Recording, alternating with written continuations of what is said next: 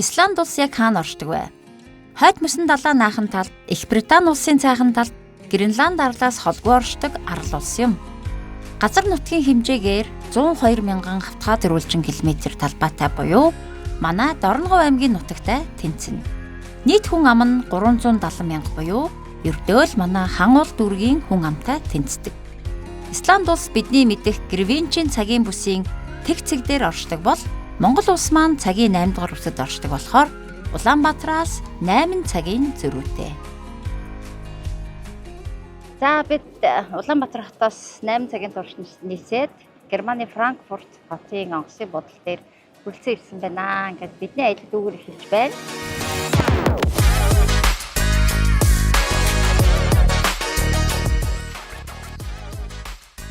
Франкфуртаас 3 цаг орчим нийсээд бид Исландын нийслэл Рейкьявик хотын онгоцны буудалд газардлаа.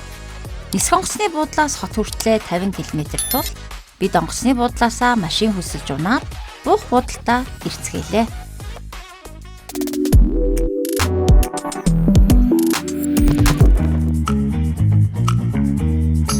Аяллаа маань эхний өдөр бид нийслэл Рейкьявик хоттой танилцсан. Дэлхийн хамгийн хойд хэсэгт оршдог нийслэл хот 134 мянган хүн амтай. Рейкьявик гэдэг нь утаад булан гэсэн исланд үг бөгөөд анхны оршин суугчид энд ирэхэд хаасаагүй халуун аршаанаас утаас авсаж байсан учраас ийхүү нэрлэжээ.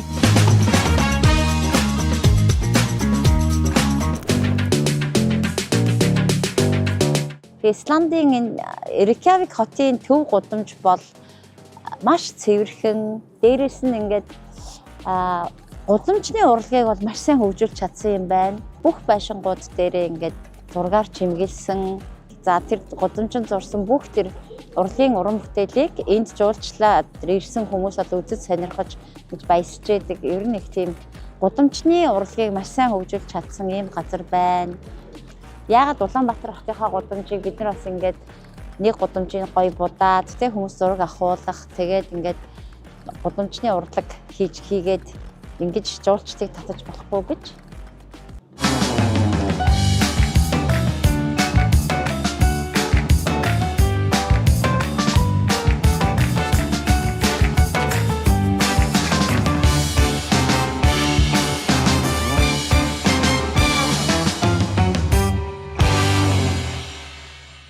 За бид Исландын нийслэл Рейкьявик хотын нэгэн сайхан өглөө ингээд Рейкьявик хотын бэлэг тэмдэг болсон Hall Green Sal гэдэг далдартай сүмийн үүдэн дээр сууж байна.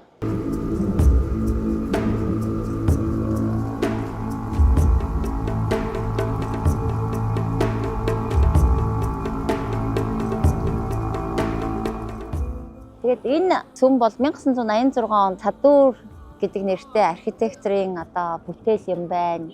Энэ сүмийн архитектурын одоо өгүүлж байгаа гол өгүүлэмж нь юу вэ гэхээр яг энэ Исланд улсынхаа одоо байгалийн онцлогийг харуулсан юм байна л да. Өөрөөр хэлбэл одоо энэ сүмийг ингээд тойруулаад хийсэн ийм харандааны 6 талтай ийм харандаа шиг нарийнхан багнууд болвол яг энэ Исланд улсын галтуулын бүтэц юм байна. Галтуулын томоохон одоо хад чулуунууд нь дандаа ийм хадаасан хэлбэртэй 6 өнцөгт ийм багнуудаас бүтсэн байдаг. Тэгэхээр энэ арал маань өөрөө одоо бүтнээрээ ийм бүтэцтэй учраас тэрний бэлэгдэл болгож ийм сонин архитектурын зохиомжтой ийм сүмийг бол бүтээсэн юм байна. Дотор архитектурын хувьд бол ийм минималист чиглэлийг баримтсан. Өөрөөр хэлбэл одоо Европын бусад католик сүмүүдийг бодох юм бол бараг юу ч байхгүй юм элдв одоо зураг хөрөг янз бүр чимэглээгүй. Тэгээд дотор хамгийн одоо алдартай гоё зүйл бол энэ сүмийн орган хөгжим байна. Одоо энд ингээд орган хөгжмийг тоглож байна. Тэгээд энэ хөгжим бол үнэхээр энд супер гайхалтай сонсогдож байна.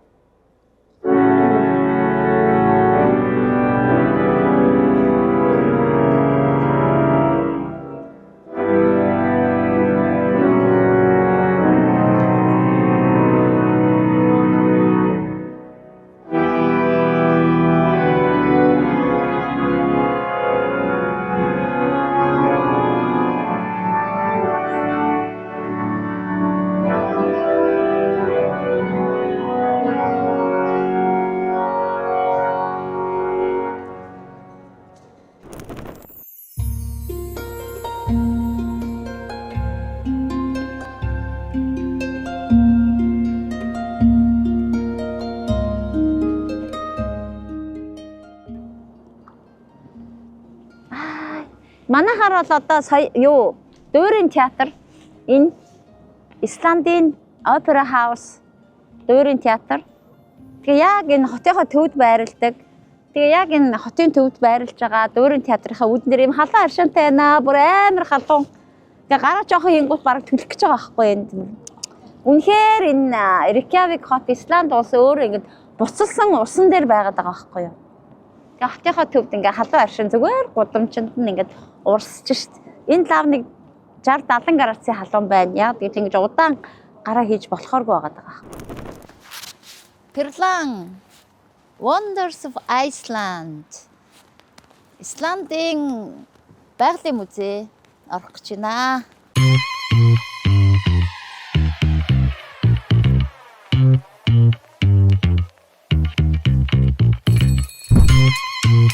Перлан гэдэг нь сувдан гэсэн Исланд үг бөгөөд хотын хамгийн алдартай өвөрмөц барилгуудын нэг юм.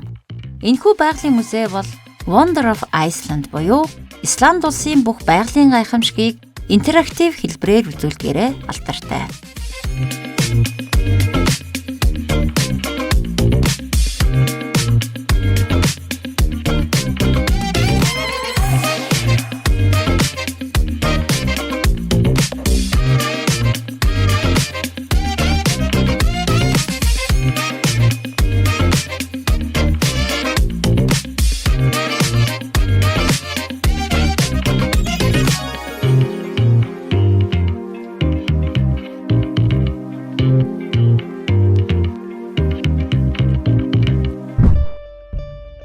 Аврора буюу туйлын туяа бол Исландын нэгэн гайхамшиг юм аа.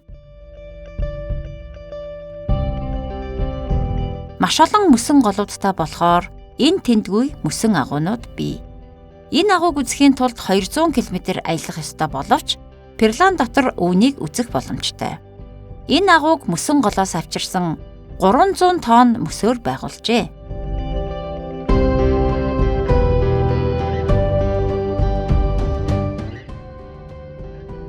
Исланд улс нь галтуулын маш өндөр идэвхжэлтэй орн бөгөөд 130 гаруй галтуултайгаас ойрын ирээдүйд дэлбэрэх магадлалтай гэж үздэг 32-оос 33 идэвхтэй галтуул байдаг. Гал мөсний орн гэж нэрлэгддэг Исландад халуун галтуулууд, мөсөн голууд зэрэгцэн оршдог. Байнга л галтуул дэлбэрч байдаг энэхүү үзэгдлийг бид интерактиваар өөрсдөө мэдэрч үзлээ. Галтуулын гүн рүү 10,000 м орчим буугаад дээшилж буй халуун лаваагаар өргөгдөн галтуулын нөхөр гарч ирж агаалт засагдах бодит мэдрэмжийг эндээс авах болно.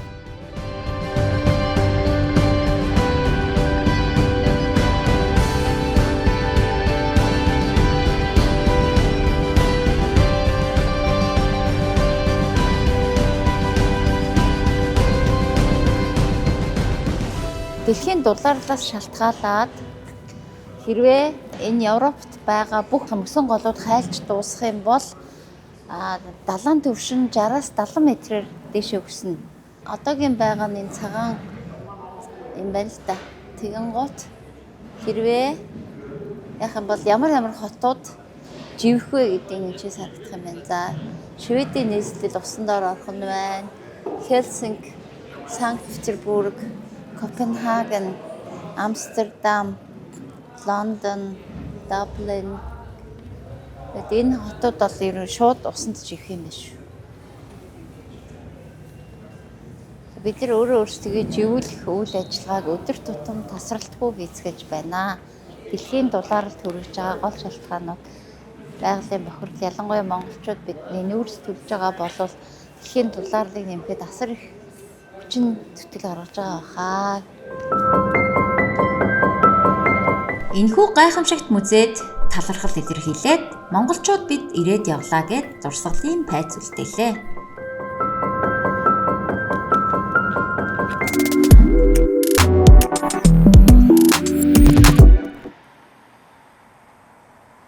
Дараагийн өдрийн аялал маань Исландын байгалийн гайхамшигт газруудыг үзэхээр Алтан тойрог гэж нэрлэгддэг аялалдаа гарлаа. Toyota Yaris гэдэг хөөрхөн машинаа унаад бид өглөө эртлэн гараад давхилаа да.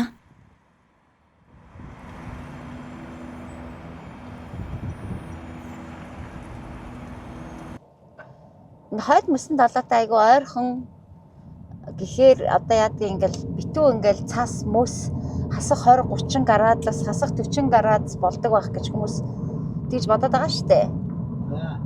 Гэтэл Исланд шүү дээ те өвөл хасах 15 100 нэмэх 15-ын хооронд хэлбэлцдэг. Хизээч амар хүтэн болохгүй, хизээч амар халуун болдгоо. Исландын нэг онцлог бол зуны улирал хизээч харанхуй болдоггүй газар юм. 6-7 дугаар сард бараг 24 цагийн турш гэрэлтэй нар нь бүрэн жаргадаггүй. Харин өвлийн улирал өдрийн ихэнх үед харанхуй байдаг ийм л сонио улс юм. Харин бид аяллаа хамгийн тохиромжтой үе болох 9-р сарыг сонгосон билээ. Ингээд бидний эхний зогсоол Strokur Geyser.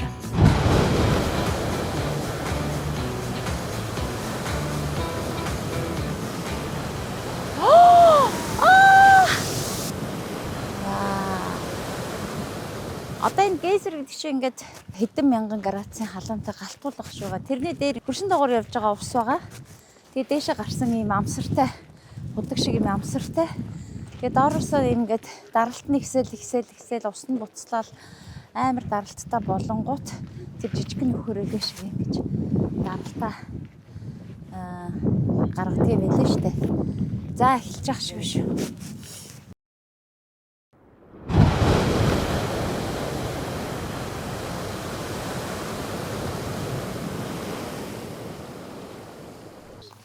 Байгалийн нэгэн гайхамшиг юм аа. Үнэхээр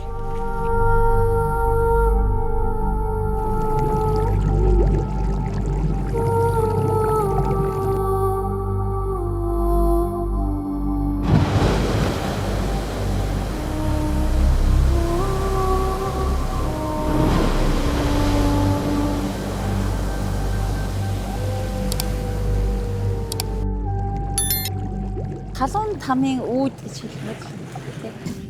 За энэ хав бол яг манай Монголын Баян онгор аймагт байдаг шаргалжуудын халуун аршинтай ер нь тун төстэй юм байна.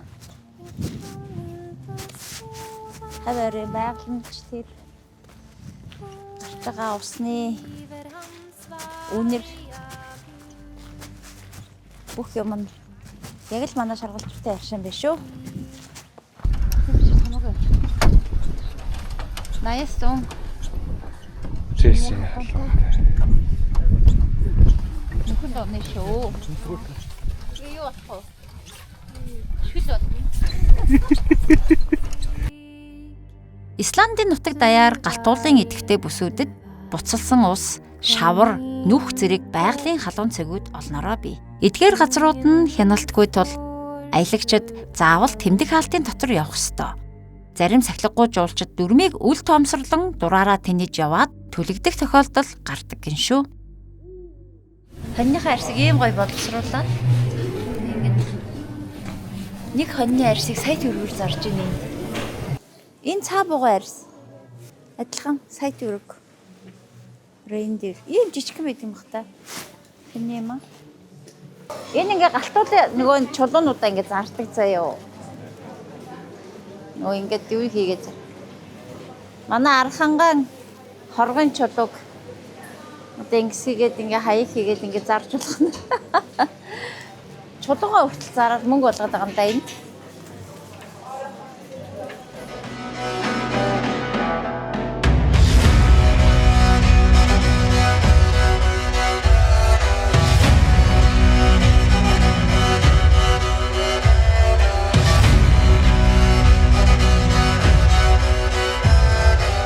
За бид Айсланд арлынхаа өмнө зүгт оршдог Seljaland Floss гэдэг нэртэй хүрхрээн дээр хүрэлцэн ирээд байна.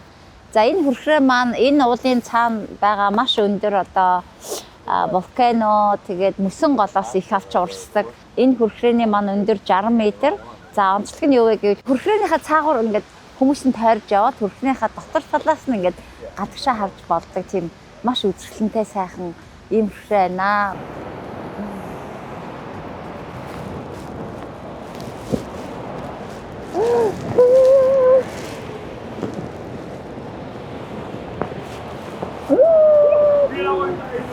Айсланд улсын аялал жуулчлалууд бол үнэхээр их хөгжсөн байна. Яг энэ аялал жуулчлалынхаа бүсд байгаа маш олон хүрхрээнүүд рүүгээ одоо бид бүтцээ маш сайн хөгжиж тавьж чадсан байгааг харахад бол бид нар бас туршлага судалмаар ийм сайхан газар байна шүү.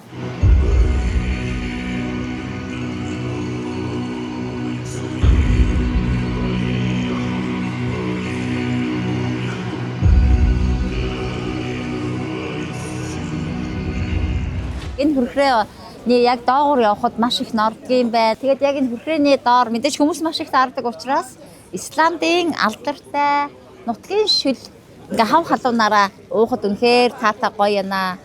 Тэгээд хоньны жигэнсэн мах, лууван, байцаа, манжин тэгээд маш их өөхтэй. Ер нь ингээд Монголд ирсэн гадаадын хүмүүс хоньны мах идэж чадахгүй, өөх идэж чадахгүй гэж яриад байдаг. Яг үндэ Европт, Исландд бол хоньны мах нь маш их өөхтэй. Тэрийг хүн болго амтрахаа иддэг. Монголд ирэхээр жоохон худлаа ирдэг юм шиг байна.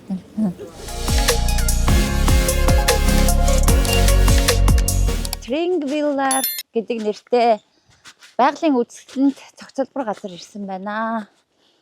За энэ газар маань яг ямар учиртай вэ гэхээр Хойд Америк болон Евразийн тектоник хавтангууд хоорондоо нийлж салж идэг юм газар юм байна. За ер нь дэлхийд дээр бол одоо твүүдийг хооронд нь одоо хязгаарлаж байдаг хэд хэдэн том юм тектоник хавтангууд байдаг. Ийм хавтангууд ингэж зөрөлдөж хөдөлж байдаг газар нэг бол ингэж ангал үүсдэг, нэг бол ингэж дээшээгээ босоод уул үүсдэг юм. Энэ хоёр хавтан маань ингээд салсан байдалтай байдаг. Тэгээд энэ салсан хэсэг нь бол жил болгон 2 см-ээр ингэж өргөсч байдаг. Учираас ер нь яг энэ арал бол дундуураа ингээд нэг хэдэн мянган жилийн дараа бол дундуураа ингээд хоёр хэсэгт хуваагдаж хоёр арал болох магадaltaй гэж одоо геологчдын хувьд бол үздэг юм байлээ. Хойд Америк болон Евразийг одоо зааглаж байгаа байгалийн энэ зохицолбор газрыг одоо үздэсгэе.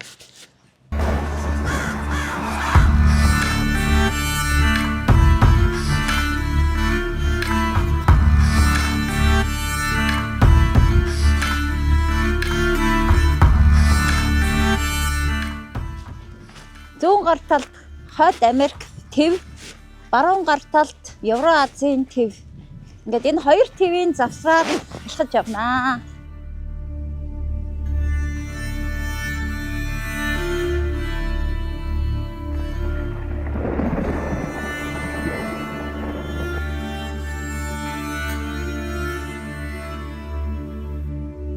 Энэ нь шүү дээ. Хуулийн хад гэдэг нэртэй юм байна. За 930 онд 1100 жилийн өмнө гэсэн үг шүү дээ. Алпинги гэдэг нэртэй Европын одоо хамгийн хуучин парламентын систем энд үүсчихсэн. Энэ парламентын систем яг энэ хадныхаа яраад одоо яг энэ талбай дээр энэ анхны парламентын хурал болдог байсан хэсгийг ингээд тогтчулсан байгаа юм байна л да. Яг энэ дээр ингээд Алпинги гэдэг нэртэй хамгийн анхны парламент байгуулагджээ. Тэгээд парламентын гишүүд нь гэхээр малчтынхаа дундаас сонгогдсон тийм малчин ардыг төлөөлсөн тийм парламенттай байжээ. Жил хүрэн 6 дугаар сард энэ чинь хуралддаг байсан юм байна. Хэсэг бүлэг хүмүүсээсээ өөрсдийнхөө төлөөллийг сонгож гаргаж ирээд тэр нанаа малчд л байсан байл та. Тэгээд малчтын төлөөлөл ийм парламентын бий болгоод ингээд жил болгон хуралдаж хуулиа баталдаг байжээ.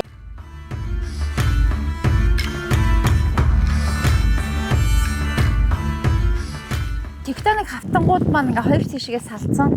Тэгээд тэрийнхээ завсраар ингээд маш гүнзгий устай юм гол шиг ингээд гол юм да гол урсчээд юм байна. Тэгээд доошоогоо 40-50 метрийн гүнзгий тэгсэн мөртлөө ийм нарийнхан энэ зам шиг юм нарийнхан ийм гол тэгээд тэр дотор хүмүүс усан доогуур явдгийм байна. Одоо бүгдээрээ харцгаая. Маш тунгалаг устай. Тэгээд өөрөөр хэлэх юм бол хоёр твийн голоор сэлж гинэ гэсэн үг. Нэг харцгаая. Энд нэг сэлэд үздэг юм билүү?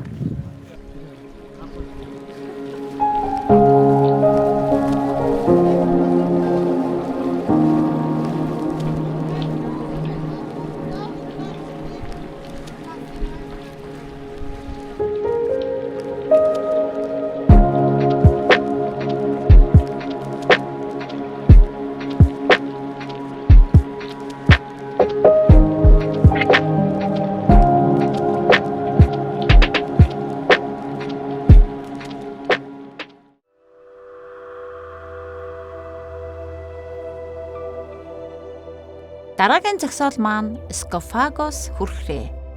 Фос гэдэг үгийн дагавар нь Исландаар хүрхрээ гэсэн утгатай.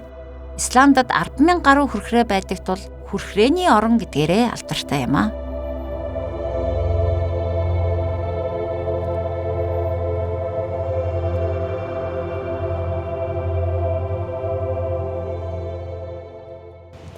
Исландын өмнө зүгт далайн өмнөд ирэг дээр орших нэгэн сайхан хүрхрээн дээр бид ирсэн байна. Хүрхрээ биднийг маш сайхан угтаж байна. Ер нь Исландад нар гарахыг үзэн гэдэг бол ховор юм байлээ шүү. Гэтэл яг энэ хүрхрээн дээр ирсэн чинь нар гараад солонх татаад үнэхээр үзэсгэлэнтэй.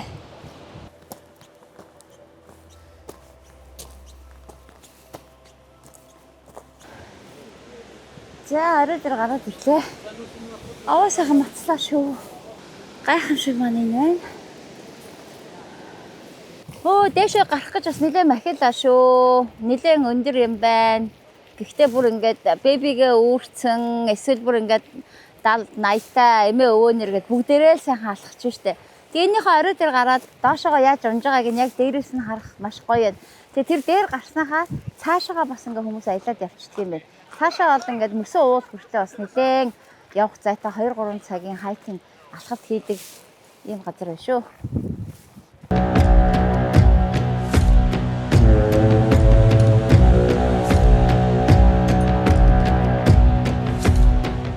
За бид явсаар хагаад Вик гэдэг нэртэй тосгон төрөлцсөн ирлээ. Вик гэдэг маань Viking гэдэг үгнээс гаралтай эртний викингчүүдийн үед одоо байгуулагдсан тосгон юм шиг байна. Ер нь Viking гэдэг маань ингээд Скандинавын орнуудын далайн иргдээр амьдардаг одоо 8 дугаар зуунаас 12 дугаар зуунд амьдарч байсан маш том биетэй далайчин одоо хүмүүс байсан учраас одоо яг энэчнээс ингээд одоо Америк төв рүү бусад одоо Скандинавын орн руу Сибирь рүү ингээд хөлөг онгоц бариад том завинууд бариад ингээд эндээс цаашаага аялдаг байсан болов уу гэж би жишээлбэл төсөөлж байна. Одоо бид нар ирсэн байгаа энэ далайн иргэний нэг онцлог гэх юм бол далайн иргийн элс нь хар өнгөтэй. Угаасаа энэ бүх уулс нь галтуулын гаралтай учраас ерөөсө хөрсөн тэр чигтээ дандаа галтуулын шатсан үнснээс бүтсэн байдаг учраас энэ далайн иргийн элс нь маш нарийн ширхэгтэй юм хар элснээс бүтсэн байдаг юм байна. Ингээд явж хар элсэн иргийг үздэгээе.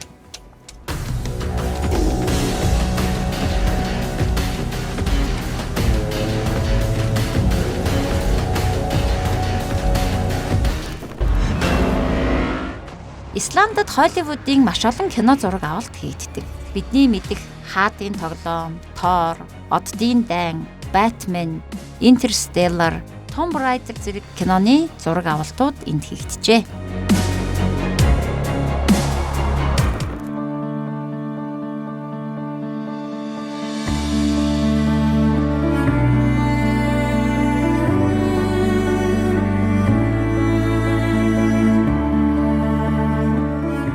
За яг энэ миний ард байгаа мордыг хардаа.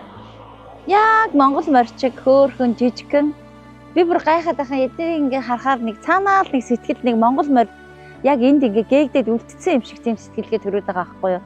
Уг нь Европч ингээ том тоомсог морьдуудтай байдаг штэ.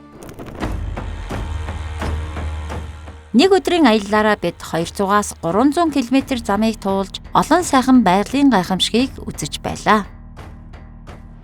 Исланд улсын бас нэгэн гайхамшигын нэг бол энэ хүрхрээ Gullfoss гэдэг нэртэй ийм алдартай хүрхрээ байна.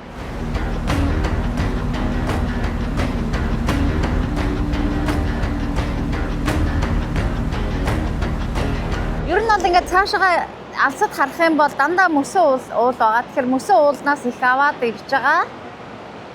Асар том хүрхрээ. Тэгээд нөгөө хагарсан нөгөө газрын гав маань ингээ үргэлжлээ явж байна гэсэн үг энэгээр. Тэгэхээр энэ хавцлын нэг тал нь Хойд Америкийн бүс, наад тал нь Евразийн хавтан байх нэ. Өмнөд Исландын Hvita гол дээр оршдог Gullfoss хүрхрээ нь Исланд хэлээр алтан хүрхрээ гэсэн утгатай. Сүрлэг, үзэсгэлэнтэй байгаль эхийн бүтээл юм.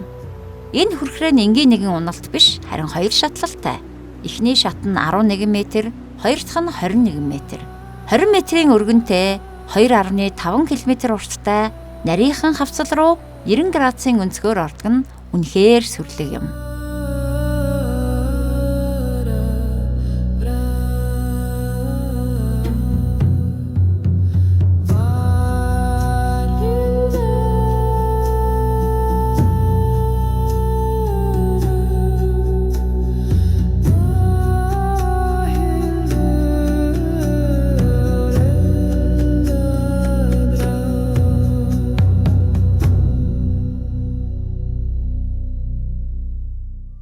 Gullfoss гэдэг хүрхрээн дээр бол нэг эмэгтэй хөшөөг барьсан байна.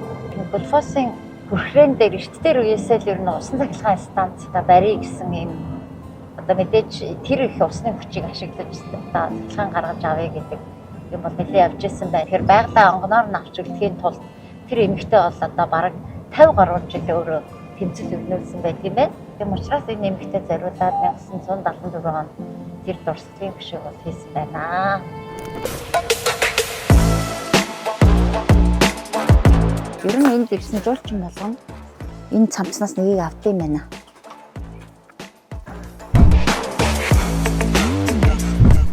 Энэ цамц ямар үнэтэй гэж манайхаа Монгол төгрөгөөр сая 200 мянган төгрөгийн үнэтэй нэгэ боддоо. Зүгээр л хоньны норсон цамц шүү дээ. Голын чулуу байлгах уу? Зүгээр л голын чулуугаар хийцэн дээр нь зураад голын автгай чулуугаар хийцэн шүү дээ. Голын чулуу бодоо 120 мянган төгрөгөөр зарж ийн манайхаа. Трол эсгий нөгөө тролч юм шүү дээ. Ер нь Скандинавийн үлгэрүүдэд трол гэдэг нь Скандинавийн одоо ойд байдаг, ойн савдаг юм байлээ. Тэгээ яагаад интернетийн троллыг энэ тролтой зүрлээ трол гэтсэн байдгийн бол доо. Ер нь Исланд улсад хамгийн их таалагдж байгаа нэг зүйл байна. Исландын ерөөсөө эдийн засгийн бас нэг хүмүүсийн эрхэлдэг гол аж ахуй бол хоньны аж ахуй юм байна шүү дээ. Яг одоо би ингээд Исландын хоньны арьсаар нэгсэн цамц худалдаж аваад, хоньны арьсаар нэгсэн малгай худалдаж аваад, за тэгээд ерөөсөө эндхийн иддэг гол мах бол хоньны мах байдаг юм байна. Бас ингээд энэ гадны хүмүүс чи стейкэн дуртай учраас яг энэ хоньны махын стейкийг бас ингээд хийвэл их гоё юм байна. Тэгээд үнэхээр гоё амттай, бүр яг эдгээр санагдтал ингэ хийсэн байна.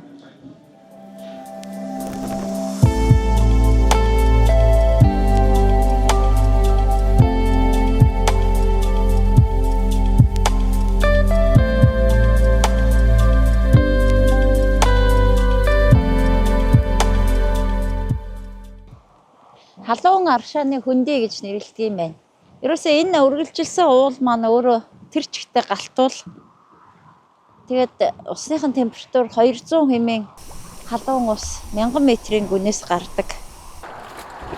Тэгээд энэ шавар нь бүр янз бүрийн өнгөтэй юм аа. За энэ ингээд 100 градусын ийм хачин цэнхэр өнгөтэй шавар буцалж байна. Тэгээд энд ингээд за чи унав. Яа бүр ажил. Ингээд тань бэлэн босон амьд жишээ гаргав. За ингээд амьд жишээ үзүүлсэн шүү та нарт. Болгоомжтой бай гэж би хэлсэн байз. 9-р сарын сүүлчээс туйлын туяа үзэх улирал эхэлдэг. Өнөөдөр арай бид азаа үзэхээр туйлын туяаны аялалд гарлаа. Aurora Borealis буюу туйлын туяаг Исландад 9-р сараас 4-р сар хүртэл үзэх боломжтой ч өдөр бүр гардаггүй учраас азтай нэгэндэл харагддаг. Aurora хэрхэн үүсдэг вэ? Нарны гадаргуу дээр хүчтэй дэлбэрэлт болсноор өндөр энергитэй тоосонцрууд сансар цацагддаг. Дэлхийн хүчтэй соронзон орон биднийг үүнээс хамгаалдаг боловч дэлхийн туйл хэсэгт соронзон орон суларч тоосонцрууд агаар мандалд нэвтэрдэг. Хүчил төрөгч азотын атомтой мөргөлдөн өнгийн гэрэл цацруулдаг ажээ. Бид маш азтай байж шүнжин хүлээсний эцэст үзэсгэлэнт Aurorаг олж харсан юм.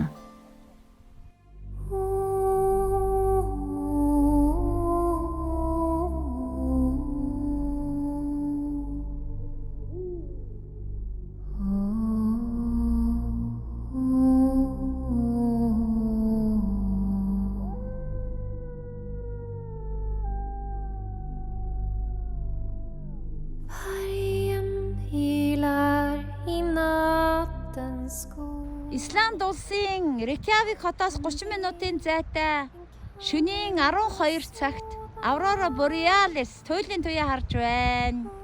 Үнэхээр гайхамшигтай. 7 бурхан одынд харагдж байна. Туйлын туяа бидний нүдний өвөнд бүжгэлж байна. Үнэхээр гайхамшиг.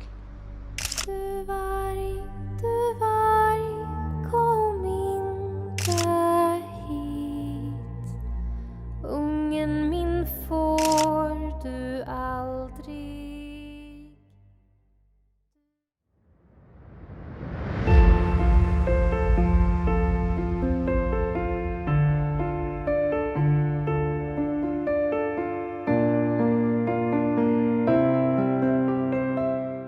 Исланд улсын парламентын ордон 140 гаруй жил Исландын парламент зөвхөн энэ байшиндаа л хуралцаар л байгаа юм байна.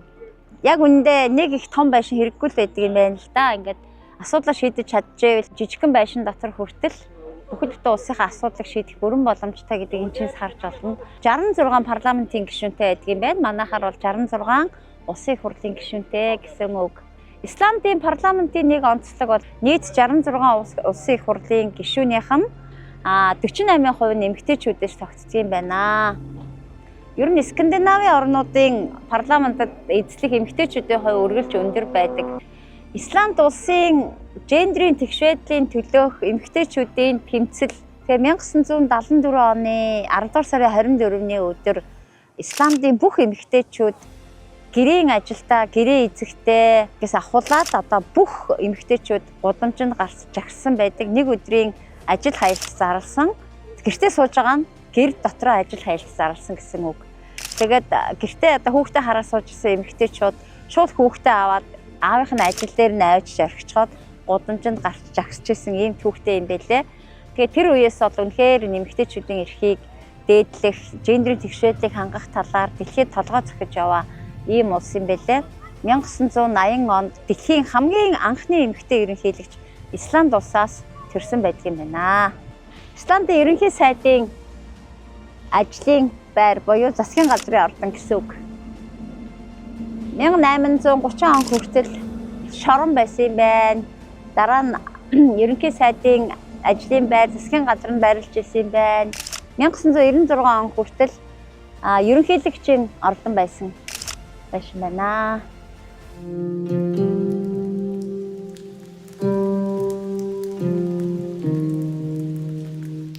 За цөмийн үүдэн дээр байгаа викинг хүний хөшөө байна л да. Тэгээ энийг бол 1930 онд Америкийн засгийн газраас Исланд улсад бэлгэлсэн байна.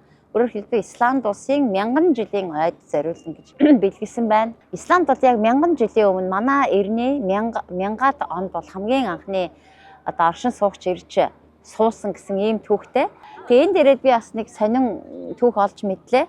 Бид нар бол Америкийн газар нутгийг Колумб нээсэн гэдгийг бол бүгдээрээ мэднэ тийм ээ. А гэтэл Колумбаас 500 жилийн өмнө викингчүүд Америкийг нээсэн байх шүү дээ. Одоо яг энэ сүмийн ханан дээр бол тэрийг бичсэн байна л да. Одоо Колумбыг дэлхийн нийтээр л одоо Америкийг нээсэн анхны одоо explorer гэж нэрлэдэг боловч тэрнээс 500 жилийн өмнө Америкийг анх нээсэн викингчүүдийн тухай бол ямар ч түүхэнд огт өгүүлдэггүй. Одоо харин 21-р зуунд одоо хойд Америкийн нутагт хийсэн маш олон олдуруудаас бол энэ викингүүд анх энэ хойд Америкт ирж байсан байна гэсэн олдурууд маш их гараад тэгээд бол одоо анх одоо Исландаас, Норвегиас, Финляндаас тэр үе викингчүүд бол ингэж дэлхийгээр одоо тайран аялж явахдаа Америкийг анх нээжээ гэдэг энэ түүх бол маш одоо эрчтэйгээр дахин сэргэж гарч ирсэн байлээ. Тэгээ Америкийг нээсэн тэр викингүүдийн дурсгал зориулаад Исландын 1000 жилийн ойгоор энэ хөшөөг Америкийн нэгдсэн улсаас бэлгэлсэн ийм түүхтэй юм байна. Энэ викингийн онгоцыг 2000 онд Исландчууд дуурайлгаж хийсэн юм байна. Тэгээд Ислендингүр гэдэг нэртэй энэ викинг онгоц долуула нийлээд энийг бариад тэгээд яг 1000 жилийн өмнө Исландууд хэрхэн викингүүд хэрхэн одоо хойд Америкт хүрсэн яг тэр замыг дагаж хойд Америкт хүрсэн юм байна. Тэгээд энэ хөлгөө буцааж авчираад энд музейд тавьсан байна. Тэгээд анх 1000 жилийн өмнө тэр хойд Америкт ийм одоо хөлгөө онгоц бүтээгээд викингчүүд очоод тэнд анх одоо усан үзмийг олж хараад тэгээд усан үзмийн орон буюу Винланд гэж нэрлсэн байдаг юм байна. Тэгээд тэр 1000 жилийн өмнөх энэ аяллыг Винландыг нээсэн аяллаа гэж скандинавчууд ярьдаг юм байна. За викингүүдийн дайны хувцлалт нэг иймэрхүү байсан байна. За ямар ч гэсэн юугаа бол арай гэж нэг юм даачлаа. За иймэрхүү сэлэмтэй нэг иймэрхүү бомботой байхад бол над чиг биетэй цэргүүд бол ямар ч байсан байлтгал юм байна. Малгаан жоохон хүнд юм аа төмрөн. Энэ завэр сэлээл тэгэл нэг газар очиод ингэж хувцлаж буугаал тэгэл байлдаал ингэж явдаг байсан байна викингчүүд.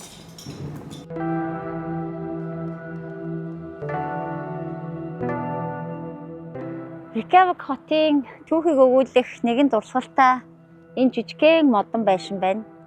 Тэгэхээр энэ байшин бол 1909 онд анх баригдсан байна л да. Гэхдээ энд маш олон улс төрийн томоохон үйл ажиллагаанууд бол үргэлж явагцаар ирсэн.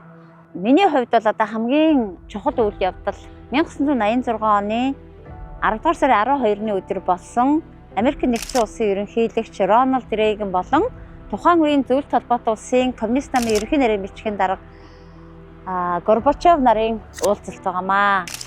Энэ уулзалт яг тийм чухал вэ гэхээр одоо бидний хүүхэд нас бол ер нь социализм коммунизмыг дахин шүтэж ингэж өссөн тэр үеийг дуусгасан хамгийн чухал уулзалт бол энэ хоёр ерөнхийлөгчийн уулзалт байдаг л да. Хэрвээ Горбачев 1986 онд Рейгантай уулзаж одоо 20 гаруй жил үргэлжилсэн хүйтэн дайныг зогсоох анхны алхмыг хийгээгүй байсан бол 1990 онд Монгол улс ардчлалын зам руу алхах тэр боломж бол гарахгүй байх байсан гэж миний хувьд бол үздэг. Тийм учраас бидний амьдралд хамгийн чухал үр нөлөө үзүүлсэн тэр уулзалт болсон ийм алдартай байшин Хорди хаус гэдэг нэртэй байшин байна. За Исландын онгоцон дотор явж байхдаа бас Исландын түүхтэй холбоотой маш сонин нэгэн мэдээллийг бас олж харлаа л да. Энэ өөрөө Монголын түүхтэй их холбоотой. Тэгээд Исландын нэг түүхч эмэгтэй ингэж ярьж байна. Исландчууд ер нь бол викингүүд одоо 9-р зуунаас 12-р зууны үед бол яг энэ Скандинавын энэ чиглэлтэй хойд Европын чиглэлтэй бол маш хүчтэй одоо дайн чим арт түмэн байсан. Тэгээд энэ хойд мөсөн далаагаараа дамжаад ер нь Оросын Сибирь рүү маш их очдог байсан юм байна. Тэгээд Оросын Сибирь рүү очоод Сибирийн нутагт байсан Монголын одоо хатныг өөрийн хатан болгож авсан гэсэн ийм түүхийг ярьж илээ. Тэгээд тэр үедээ одоо 11-р зуун юм шиг байгаа юм. Тэгэхээр монголчууд бас л одоо нэгэн хүчтэй байсан үеийн түүхтэй бас ингээд давхцаж байгаа байхгүй юу. Тэгээд одоо викингүүд гэдэг чинь тийм маш өндөр нуруутай, цагаан царайтай, алтан шаргал үстэй, цэнгэр нүдтэй ийм ард түмэн штэ. Тэгээд тэр үеийн энэ викингчүүдийн үлгэр дотор бол тийм монгол царайтай нэг юм монгол хатан байсан гэдэг ийм үлгэр бол явдаг гэдгийг тэр түүхч бол ярьсан надад маш сонирхолтой бас санагдсан.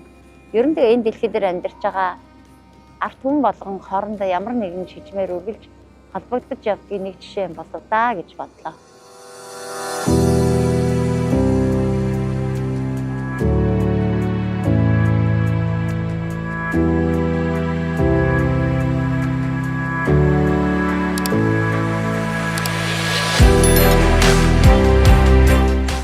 Европын айрамгүй улсуудын нэг юм байна лээ. Цэрэг айрам байдаггүй. Тэгээд ганцхан энэ далайгаа тойрч өөрийнхөө хилийг хамгаалдаг усан хилийн цэргээс өөр юм байхгүй гэсэн. Ямар ч айрамгүй ийм улс юм байна. Угаасаа ч 350 мянган хүн амтай жижиг арал дээр айрамтай байна гэвэл бас хэцүү л байх л та тийм ээ.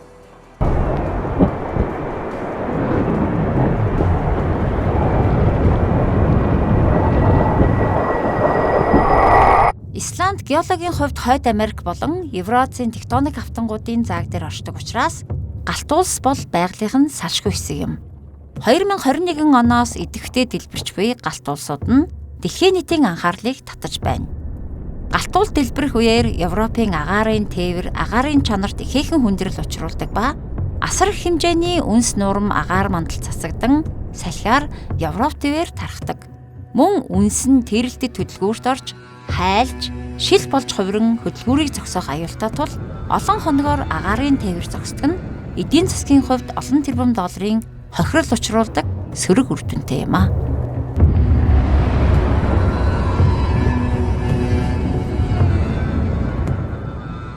онд сая галтуул дэлбэрсэн. Тэгээд энэ одоо бидний яг байж байгаа энэ Reykjavik хотоос галтуул дэлбэрээд ингэж харагдчихсан юм билээ шүү дээ. Бараг хоттойгоо амар ойрхон харагддаг. 21 онд дэлбэрсэн. Тэгсэн мөрчлөө ингээд доороо идэвхтэй галтуул нь байсаар байгаа. 2221 он хүртэл наашаа цаашаа 50 жилийн зөрөөтэйгээр энэ галтуул бол амьд хичээгээрээ байсаар л байх юм байна.